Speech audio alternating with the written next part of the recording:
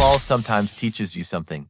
The brightest stars don't always get to shine on the biggest stage. The World Cup is a glass case where the entire world's eyes are on you. For a player at the peak of their career, it's not just a tournament, it's an existential test. Your chance to display to the whole world that magnificent novel you've been writing throughout your entire life. But sometimes the door slams shut right in your face. Sometimes a team can't carry you. Sometimes fate plays better defense than you. And sometimes history simply tells you you are worthy of this stage, but this stage will not be yours. Today I'm building the best 11 who won't be at the 2026 World Cup. While you're subscribing and hitting like, I'll start setting up the lineup. I'm placing Jan Oblak in goal. Oblak has delivered extraordinary consistency and quality in an Atletico Madrid shirt for a full 12 seasons. He carried his team to a Champions League final and was one of the chief architects behind their league title triumphs. Today, he is spoken of as one of the most special goalkeepers in La Liga history, but Slovenia could not offer him football's greatest stage. This magnificent goalkeeper never once wore the shirt at a World Cup throughout his entire career. No matter how flawless you are, no matter how few goals you concede, if you don't have the right team behind you to carry you in front of the world, sometimes no one can truly see you. It is as though fate quietly whispered to him, "You are perfect, but the world will not be the greatest witness to that perfection." At right back, I have Milos Kerkez. I know his natural position isn't actually right back, but I couldn't find a more suitable name to place in that slot. His story is less a football story and more a story of belonging. He was born in Serbia, grew up in Austria, and ultimately chose Hungary. His grandmother was Hungarian, and his father wanted him to wear the Hungary shirt. And at just 14 years old, Kerkez made this decision about his own destiny. If I reach that level, I will wear the Hungary shirt. He reached that level. He wore the shirt, but sometimes talent alone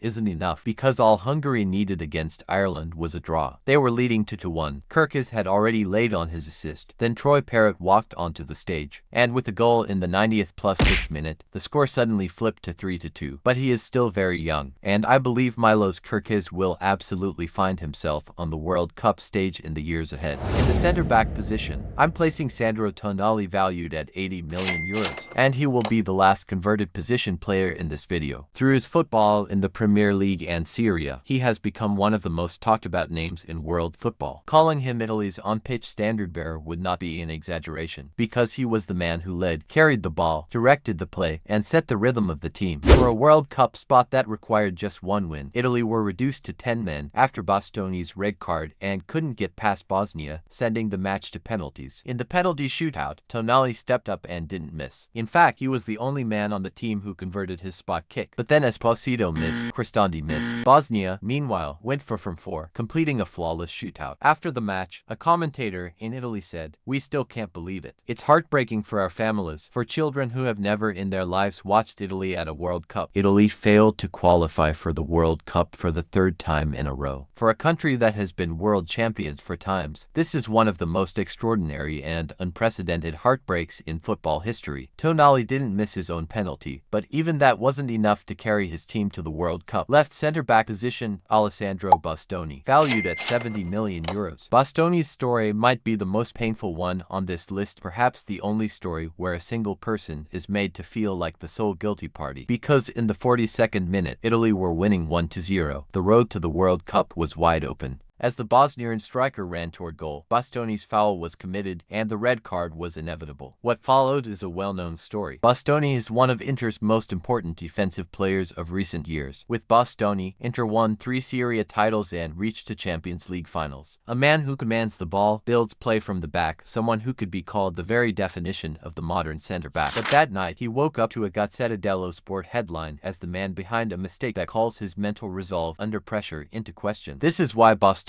couldn't go to the World Cup, and why he became the face of Italy's failure to qualify for the World Cup for the 3rd time. Was he guilty? Perhaps. But was he solely guilty? No. At left back, I'm placing Federico Di Marco, valued at 50 million euros. This squad's defense now features 3 Italians, Bastoni, Tonali, and Di Marco. Di Marco produced 6 goals and 17 assists in Serie A this season. Yes, you heard that right. We're talking about a left back, 17 assists. The engine of Inter's attack, the greatest force on the left side of Christian Chivu's system. He has become one of the first names that comes to mind when you say left back in modern football. DeMarco had spoken before the match. "The World Cup is my dream," he had said. He is 28 years old today. Yet throughout his career, he has never once stepped onto football's greatest stage. When the 2030 World Cup comes around, he will be 32, and his greatest dream will still be to one day pull on a shirt at a World Cup. That is why DeMarco finds a place in this losers club, because football can sometimes leave even the brightest lights stranded in the dark. I'm placing Dominik Szoboszlai in central midfield with a market value of €100 million. A footballer who has lived a Premier League title with Liverpool and become one of Anfield's most special players. On the club side, everything is progressing flawlessly: success, love, great nights. But on the international side, there is still a deep wound that refuses to heal. You already know Hungary's story from the Milos Kerkez section. When the cameras turned to Szoboszlai's face after that dramatic 3-2, there was no anger there, only the silence of a dream shattered into pieces. In an interview he gave afterwards, he said, "I owe them a World Cup." Throughout the qualification campaign, he had produced 1 goal and 4 assists in 6 matches. In other words, he had done his part. But football sometimes doesn't care about individual performance. It looks at the fate of the team, and fate wrote that story for Szoboszlai with an unhappy ending. For the second central midfield spot, I'm placing Nicolo Barella, because Barella's story is the story of the same pain lived not once, but 3 times. In 2018, when he was still a rising young star, he couldn't go to the World Cup. The disappointment was great, but everyone believed he had many years ahead of him. Then 2022 came. Italy were left outside the World Cup once again. The Barella of that era was no longer an ordinary player. He was a European champion who had won Euro 2020, fought on the pitch, and lifted the trophy. And around that time, Barella said these words: "I couldn't watch even half a match of the World Cup. I can't understand what I feel inside. My mind doesn't work in the face of this disappointment." Then 2026 arrived. This time, Barella was Inter's engine, one of Italy's undisputed leaders. Everyone thought they would succeed this time. In the match against Bosnia, even the goal that came was assisted by him, meaning once again, he had done his part. When the 2030 World Cup arrives, he will be 33 years old. And just like DeMarco, perhaps he will fight one final time for what may be the first World Cup of his life. On the right wing, I'm placing Bryan Mbeumo, valued at €80 million.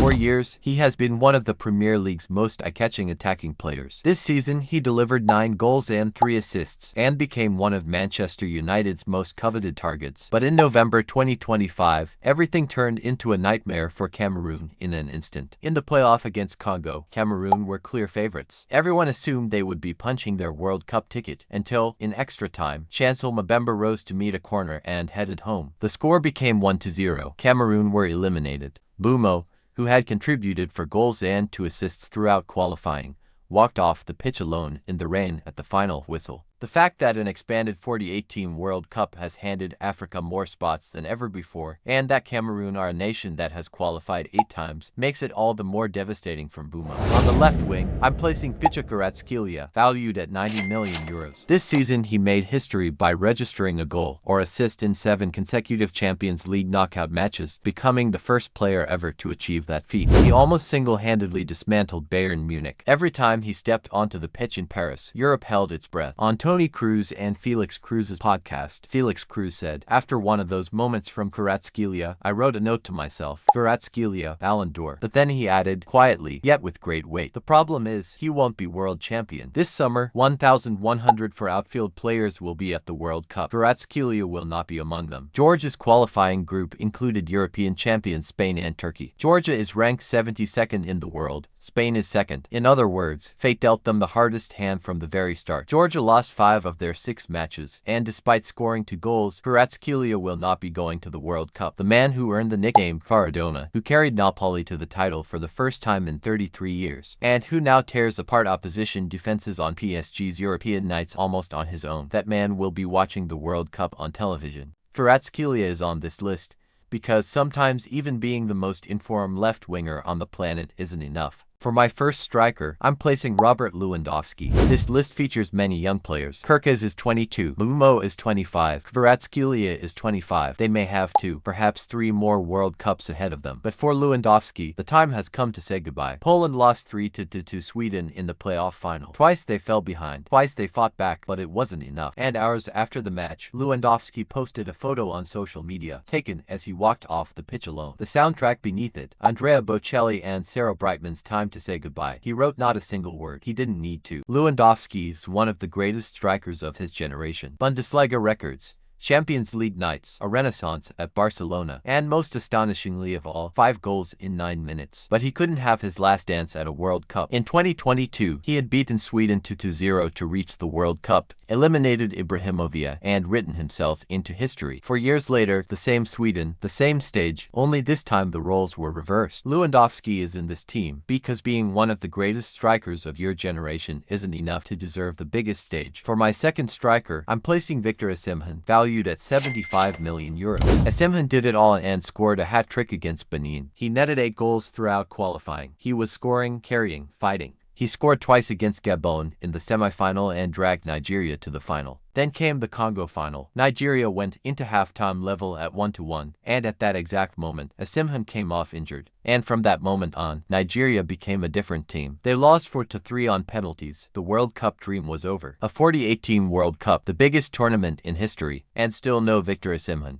Nigeria calls this generation a golden generation. There's Lookman, Iwobi, Chukwueze, but they all look to Osimhen. And when he's not there, the system breaks down.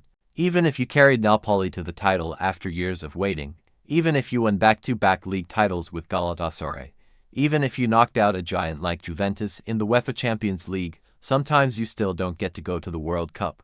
Victor Osimhen is in this team, because sometimes, no matter what you do, football still won't open the door to the biggest stage for you. I've built this squad, 11 players, but there are still so many great players left out. Donnarumma, Calafiori, Vlahovic, Hijlund, Hjulmand, Lookman, Sesko, Zilewski. Any one of them could have made this team. They are all part of this list. The reason this video exists is this: football is not only the story of those who lift the trophy. Sometimes the most beautiful stories belong to those who never get their stage. Sometimes the greatest players are the ones who never get to walk out onto the greatest stage of all. This team will not be playing at the World Cup this year, but you watched, and that was enough.